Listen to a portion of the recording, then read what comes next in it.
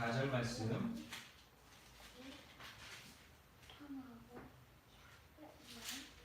잘하셨으면 우리 함께 읽도록 하겠습니다. 그런즉 너희는 먼저 그의 나라와 그의 의를 구하라. 그러면 이 모든 것을 너희에게 더하시리라. 그러므로 내일 일을 위하여 염려하지 말라. 내일 일은 내일이 염려할 것이요 한날의 괴로움은 그날로 족하니라. 아멘. 오늘은 기도의 방향이라고 하는 제목으로 마태복음 6장 33절에서 34절의 말씀으로 잠시 말씀의 은혜를 나누도록 하겠습니다.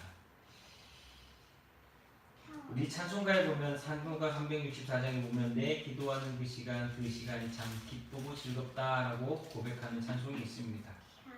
여러분들은 기도하실 때 어떤 마음이 들고 어떤 생각을 갖고 하나님께 기도하고 계십니까?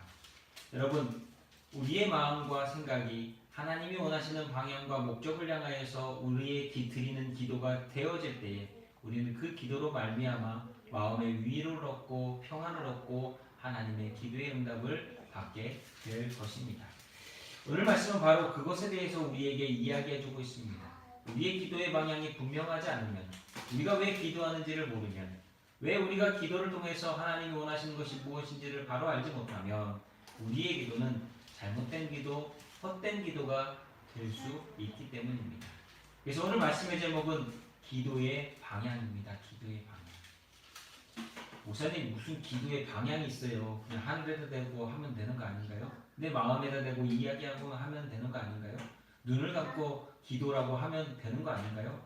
예, 물론 그렇게 생각할 수도 있습니다. 하지만 기도라고 하는 것은 방향이 있다는 거예요. 어떤 방향을 향하여서 기도하는지에 따라서 그 기도가 응답되어질 수도 있고 응답되어지지 않는 기도일 수 있다고 하는 것입니다. 예를 들면 전쟁이 나서 미사일을 쏘는데 미사일을 아무데나 쏜다고 그 미사일이 가가지고 맞지는 않을 거 아니에요. 그 방향을 향하여서 정확히 날려야만 미사일이 날아가서 맞게 되는 것입니다. 그것처럼 우리는 오늘 기도의 방향을 가지고서, 바른 방향을 가지고서, 다시 말하면 하나님이 원하시는 방향을 향하여서 우리는 기도해야 합니다. 오늘 말씀은 이렇게 얘기하고 있습니다. 그런즉 너희는 먼저 그의 나라와 그의 의를 구하라. 그리하면 이 모든 것을 너희에게 더하시리라. 그러므로 내일 일을 위하여 염려하지 말라. 내일 일은 내일 염려할 것이요 한날의 괴로움은 그날로 족하니라. 라고 말씀하고 있습니다. 여러분, 왜 염려합니까? 왜 우리가 두려워하는가요? 두려워하고 염려한다면 그러지 말고 오늘 말씀은 기도하라 라고 말씀하고 있습니다. 우리의 기도는 우리의 삶을 도와달라고 하는 기도를 드릴 때가 참 많습니다.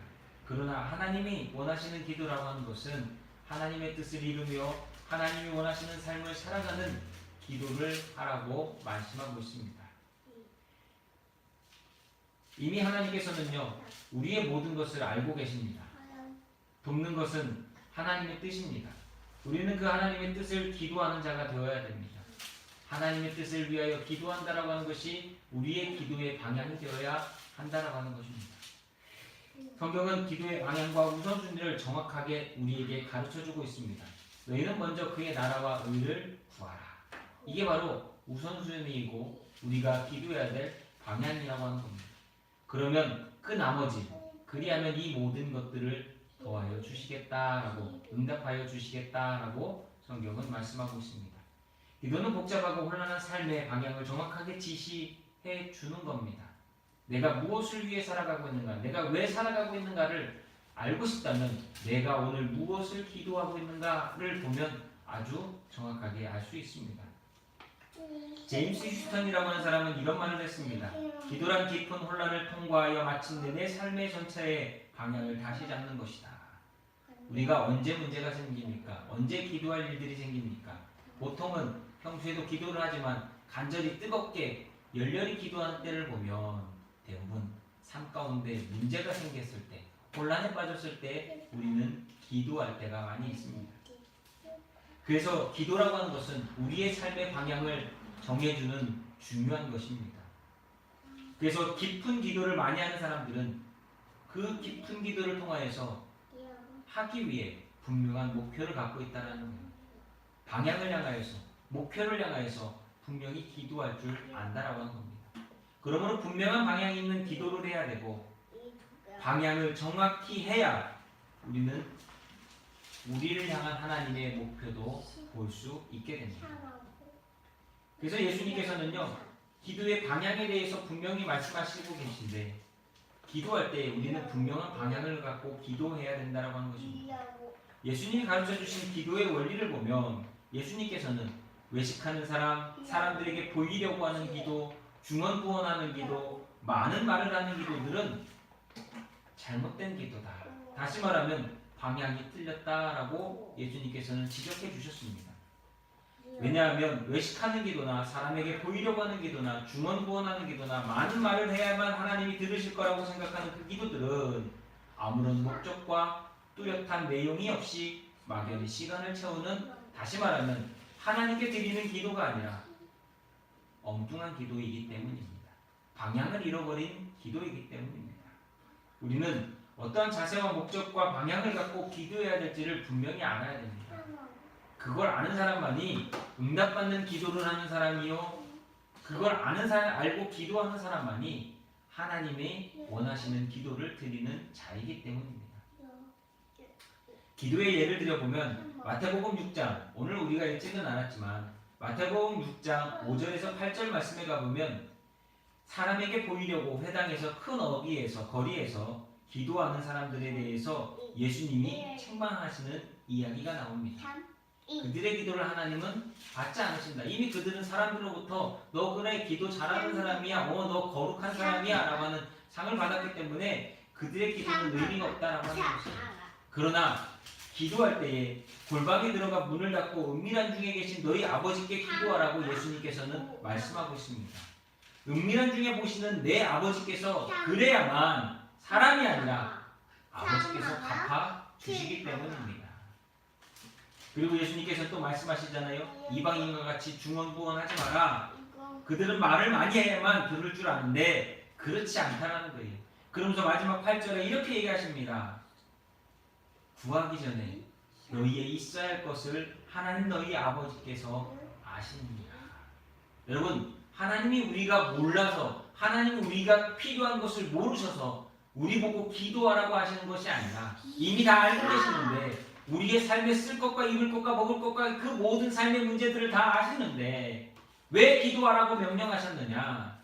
하나님을 바라보며 그 하나님을 향하여 나오라고 말씀하셨다라는 거예요.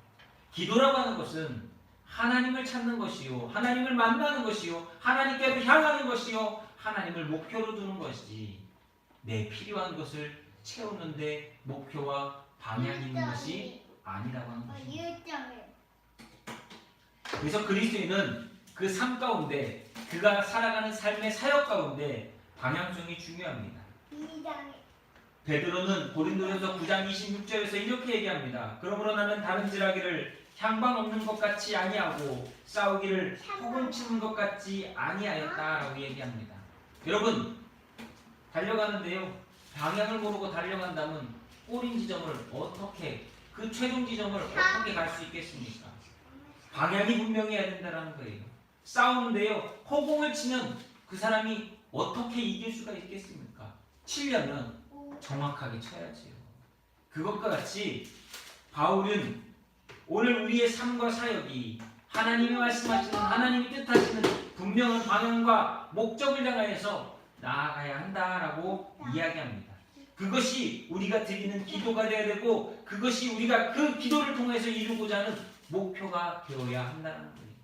그래서 예수님께서 제자들이 주님 우리에게 기도를 가르쳐 주십시오 했을 때 너희는 먼저 그의 나라와 그의 의를 구하라, 오늘 말씀하신 것처럼 뭐라고 하셨냐면 하늘에 계신 우리 아버지시여, 하늘의 뜻이 땅에 이루어지도록 먼저 구하라고 말씀하고 있습니다.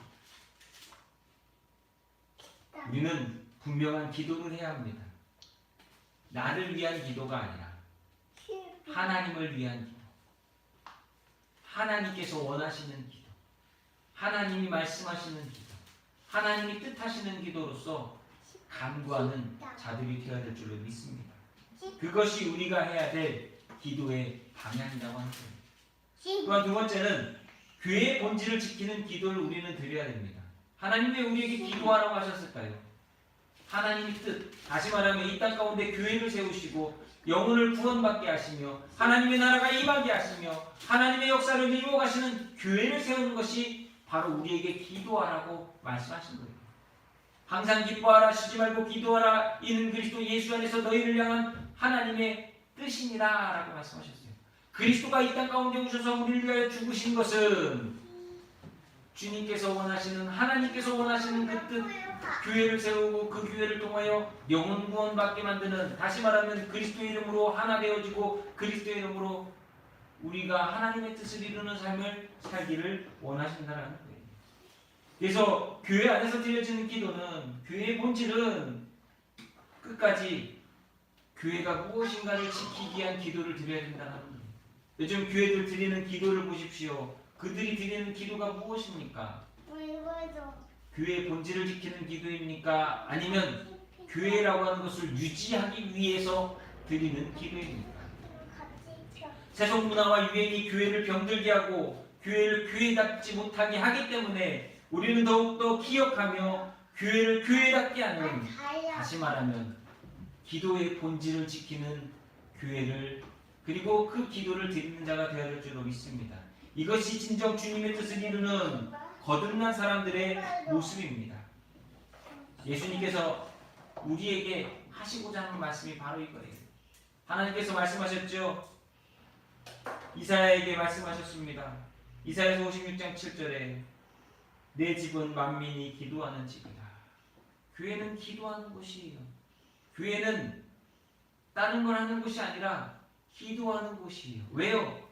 우리는 알지 못하기에 하나님의 뜻이 무엇인지를 찾아서 하나님의 뜻대로 행하기 위해, 하나님 뜻에 순종하기에 교회는 기도하는 집이 되어야 한다는 것입니다. 그리고 세 번째로는 우리는 오직 예수님 한 분만을 구하는 기도를 드리는 자들이 되어야 합니다. 우리의 기도는 분명히 예수 그리스도의 영광이 드러나도록 하는 것입니다. 하나님의 이름을 높이며 예수 그리스도의 영광이 드러나고 그 일로써 우리의 삶과 우리의 신앙의 공동체가 더욱더 하나님 뜻 안에 세워지고 만들어 가도록 하는 것입니다. 그래서 오늘 마태복음 6장 33절은 분명히 우리에게 이렇게 얘기하고 있는 거예요. 기도란 그런즉 너희는 먼저 그의 나라와 그의 의를 구하라. 그리하면 이 모든 것들을 너희에게 더하시리라. 예수님이 우리에게 보여주신 것이 무엇입니까? 예수님은 하나님의 뜻과 하나님의 영광을 위하여 그 모든 것을 행하셨고, 그 일을 하였을 때 하나님의 뜻과 하나님의 영광을 위하여 예수님이 십자가에서 죽으셨을 때, 부활하셨을 때 그 일로 인해서 우리는 구원받는 역사가 일어날 수 있었다는 것이에요. 그렇게 우리는 오직 그리스도께 집중하여서 그리스도가 우리에게 보여주신 말씀대로 순종하여 기도하는 자들이 되어야 될 줄로 믿습니다. 그래서 하나님께서 예수님께서는 말씀하셨어요. 나로 말미암지 않고는 아버지께로 올 자가 없다. 예수께서 우리에게 말씀하신 대로 순종하여 행하거나 기도하지 않는다면 우리는 결코 하나님께 나아갈 수 없음을 기억해야 합니다. 마지막으로 네 번째는 교회의 부흥과 성장을 위한 기도를 드려야 됩니다. 교회의 부흥과 성장이라고 하는 것은 하나님이 세우신 교회를 온전하게 만드는 것입니다.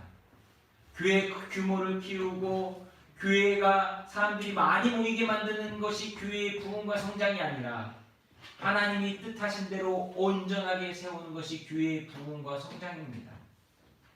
하나님의 나라를 세우는 데 있어서 그러므로 우리는 기도해야 합니다. 예레미야가 불에 갇혔을 때, 정말 그가 간절히 정말 절망 가운데 있을 때 하나님께서는 예레미야에게 말씀하셨습니다. 예레미야서 33장 3절 말씀 아세요? 너는 내게 부르짖으라. 내가 내게 응답하겠고 내가 알지 못하는 크고 비밀한 일을 내게 보이리라. 하나님께서는 오늘도 우리에게 기도하라고 명령하십니다. 왜냐? 우리가 알지 못하는 그 일들을 통하여서 하나님의 뜻이 이 땅 가운데 이루어지도록 만드시기 위해서입니다. 여러분, 사도행전을 보면 사람들이 감동을 받습니다. 왜냐? 그들이 그냥 예수님 말씀에 순종하여서 예루살렘을 떠나지 않고 아버지께서 주시겠다고 하신 성령을 기다리며 간절히 기도했을 때 그곳에 성령이 임하고 성령의 놀라운 역사 가운데 그곳에서 놀라운 일들이 벌어지며 시작되었기 때문입니다. 내가 알지 못하는 크고 비밀한 일을 이루신 하나님을 사도행전에서 우리는 볼 수 있기 때문입니다.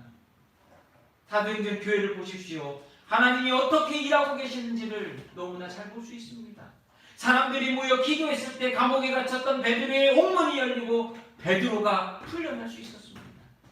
그들이 간절히 기도했을 때 성령의 충만함을 받았습니다. 그들이 간절히 기도했을 때 핍박 가운데 더 놀라운 하나님의 역사가 온 유대와 사마리아와 땅끝까지 이르러 복음의 증인으로서 나타나도록 일하셨다라고 하는 것이, 그들이 기도하며 모였을 때 하나님께서는 날마다 더하는 숫자들을 채워주셨고, 그들이 기도하며 하나님께 간구했을 때 병자가 일어나고 귀신이 떠나가는 역사가 나타나고 하는 것입니다. 여러분, 교회의 부흥과 성장은 하나님의 뜻을 이루는 것이요 하나님의 역사가 일어나도록 쓰임받는 것입니다. 오늘 우리 립교회가 그와 같이 될 수 있기를 예수님의 이름으로 축원합니다.